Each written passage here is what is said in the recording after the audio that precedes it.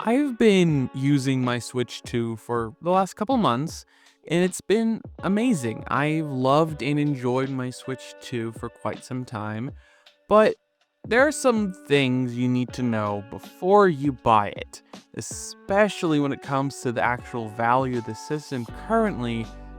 It's less than ideal, especially when Nintendo goes around and just ups the price of the last generation system, which makes no sense and just boggles the mind if we're being honest, because some people, especially those who are value conscious or simply don't want to spend a ton of money on video games, what I see a lot of people do is buy the last generation system when the new one comes out. Especially for the Nintendo Switch, that actually makes a lot of sense because the Switch 1 and 2 are both getting games at the same time still, and I highly doubt 100% of developers will just drop the Switch 1 entirely.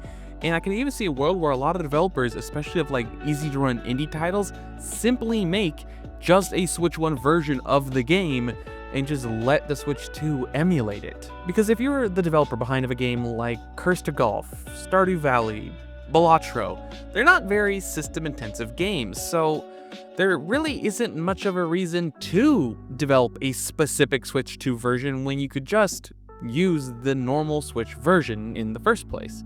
And of course, you could probably release an update or something to increase compatibility or modify the UI or just up the resolution. But like I said, generally speaking, for these easy to run indie titles and whatnot, there really isn't a reason to. So the original Switch will continue to have a plentiful game library of new titles to play. Just look at their most recent Nintendo Direct. In that, they still showed a bunch of original Switch games. Some games, even from major third parties, aren't even getting Switch 2 updates, leaving you with only the original Switch version. So as it currently stands, in terms of game library, unless you're a really big Donkey Kong and Mario Kart fan, there really isn't a reason to buy the Switch 2 at the moment.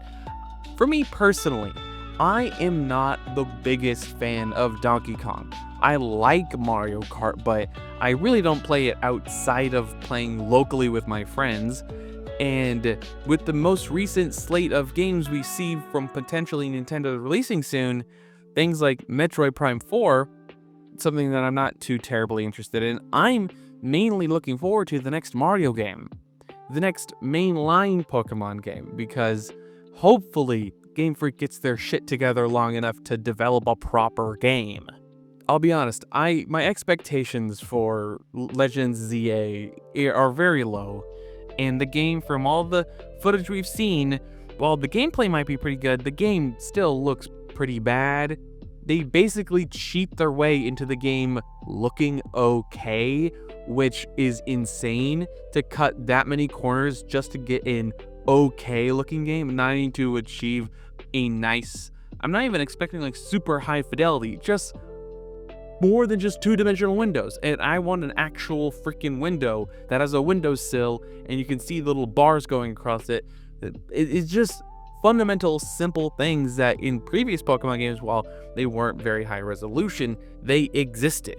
Even Scarlet and Violet had three-dimensional windows, somewhat reflections, but these are quite literally stickers on the side of buildings. The hardware for the Switch 2 is fantastic. The display is amazing. The Joy-Cons are better, but not great. The kickstand is pretty good, but there are some downsides with the hardware, like the micro SD cards being very expensive because they switched from standard micro SD cards to micro SD card expresses, and the game key cards with some games, and pretty much half of the games that they announced at their most recent Nintendo Direct were all on game key cards, because it looks like Nintendo's really pushing them now.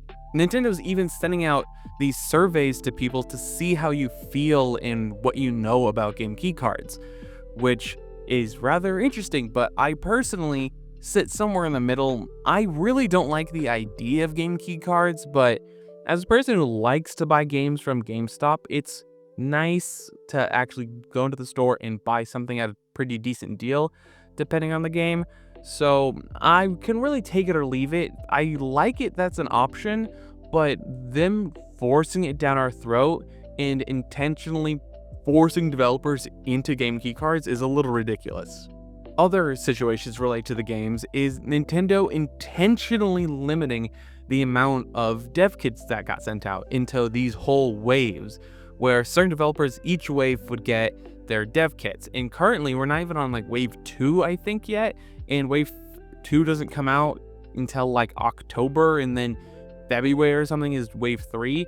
So it's going to take quite a bit of time for developers to start releasing games because Nintendo, for some reason, wants to slow down the rate of game development for the Switch 2, which I'll be honest, is really friggin' stupid. In front of Read Online, Nintendo's reasoning behind it was that they wanted to focus more on first-party titles, which would be great if there was more than like a handful of Switch 2 first-party titles. On top of that, barely any of them were even that compelling, and to the games that are slowly coming out like Drag X Drive, who the heck is gonna play that? It's a $20 game that, I'll be honest, is kinda stupid. It's giving big pack-in energy. On top of that, the game that's literally a game designed to teach you how to use the system that they also sold for like $10, which should have been a pack-in, Nintendo Switch World Tour, is literally a game designed to teach you all the features of the Switch 2. Except you have to pay for it, using the features of the Switch 2. I know, I've been pretty negative, but overall the actual physical hardware of the device is really good. But the software just doesn't make a whole lot of sense for a lot of people. In my opinion, there's only 2 worthwhile first-party Nintendo games, and for third-party titles, there really isn't much of anything out at the moment other than Cyberpunk and maybe Civ 6 if that's your kind of game. The rest of it is just kind of meh. We got revealed so many super cool games during the reveal for the Switch 2. In my head, that comes to mind immediately is Elden Ring, and that's supposedly coming out this year. But we still don't have a release date, and something that I also really want to see is some actual Call of Duty, something coming to the Switch line of systems, whether that's COD Mobile on the Switch 2, or Black Ops 6 or something, or even ported like an older Call of Duty. Because if you remember back during Microsoft and Blizzard Activision acquisition stuff that was happening a couple years ago, they talked about how they signed a 10-year deal with Nintendo, basically saying we'll give you a Call of Duty game for the next 10 years. Which, that was super cool. A lot of people were assuming, oh, this might materialize on the Switch 1 with something like COD Mobile coming to the platform. Which, that never happened, but would have been at least something. But so far, nothing has materialized. And the Switch 2 is in perfect power line now to get like the version found on the Xbox Series S. While the CPU might not be necessarily as powerful, being more comparable to like a PS4, PS4 Pro or something like that, the actual GPU, the thing that matters most for gaming, is almost near identical to the one found in the Xbox Series S, though obviously from Nvidia. Assuming developers optimize their games right, there's no reason any game that runs on the Series S at 1080p 60 shouldn't also be able to run on the Switch 2 at 1080p 60. Important to note, that is in docked mode, to my understanding.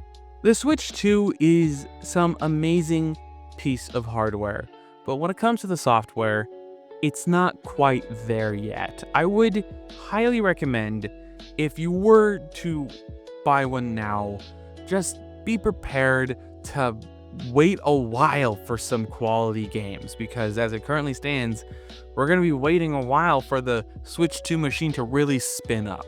But my personal recommendation is to probably wait, honestly, especially with the pricing shenanigans that are happening. You might be better off waiting, but if you see yourself, no matter what, eventually buying a Switch 2, you also could be pretty safe in buying one now in case they might raise the price on it later.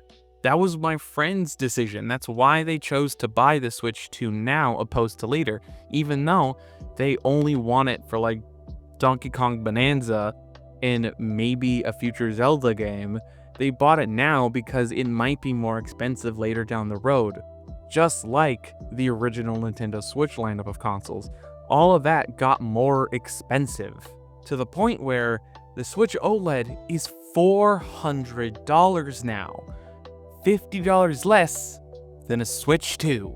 I really don't like what Nintendo is doing, and this video wasn't meant to be super negative, but I hope this gave you some insight on whether or not you should buy a Switch 2 right now, especially given all that's happening with Nintendo and all the mild controversies with the community surrounding Nintendo.